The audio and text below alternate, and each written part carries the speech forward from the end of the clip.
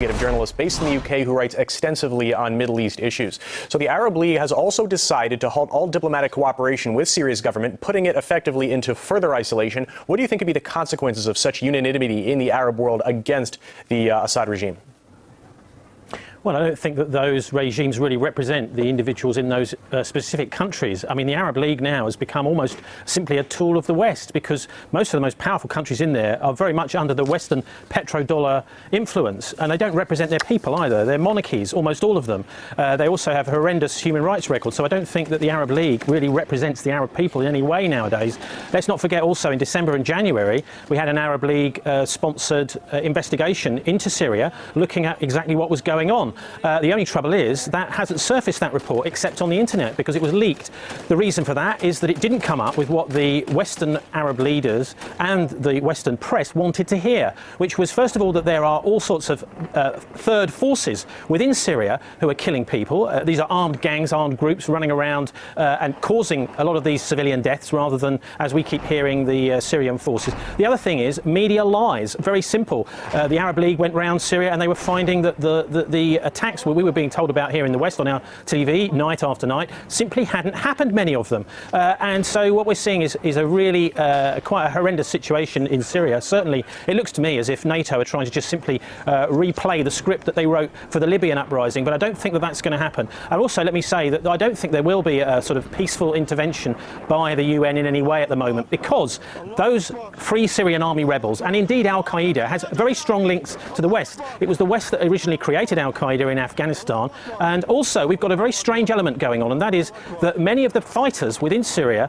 believe that they're part of some sort of prophetic force from the Quran that will move things forward for a sort of unified state, a caliphate in that part of the world, and they're looking for an Islamic leader that's not Assad. So many of these fighters within Syria are actually playing into the hands of NATO. NATO's been really ruthless in manipulating their beliefs in order to get them to fight the Assad regime. So we're looking at really a two-track thing. One is an official policy, which is at least to try and attempt to get negotiations, but the unofficial policy is constant covert attacks against the Assad regime. And I mean, I don't think there's hardly anybody in Syria itself that really supports these armed gangs running around the streets.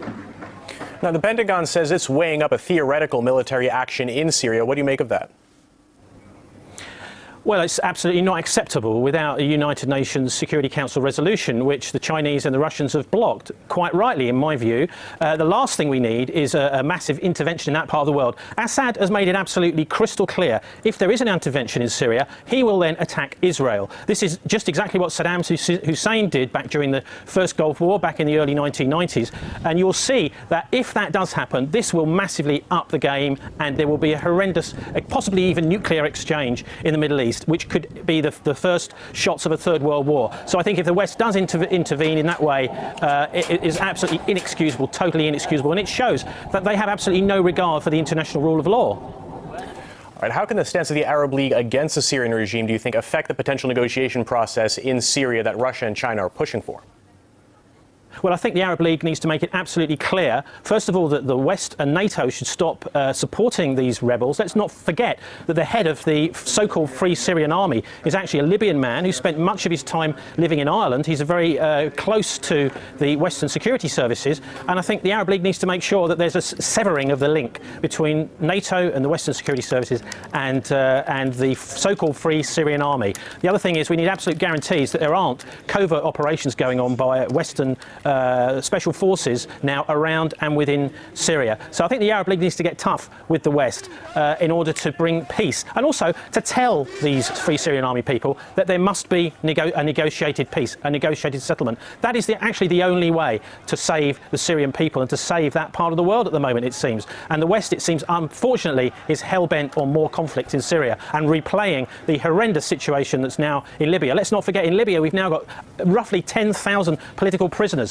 If there was an election tomorrow, the Libyan people would almost certainly vote for Saif Gaddafi. But of course he's in jail and he's not even allowed to stand. Anybody that supports Gaddafi now in Libya is being rounded up, tortured and imprisoned. So, I mean, that is not the sort of situation we want to see in Syria at all. And I think we need to be really focused now on Libya, even though it's fallen off the news agenda, as to what's happened there. We don't want that happening in Syria. All right, investigative journalist Tony Gosling, thanks for your time. For more on the crisis in Syria, I'm joined by Tony Gosling, an investigative journalist based in the UK who writes extensively on Middle East issues.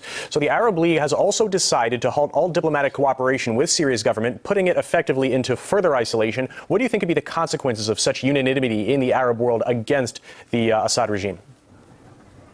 Well, I don't think that those regimes really represent the individuals in those specific countries. I mean, the Arab League now has become almost simply a tool of the West, because most of the most powerful countries in there are very much under the Western petrodollar influence, and they don't represent their people either. They're monarchies, almost all of them.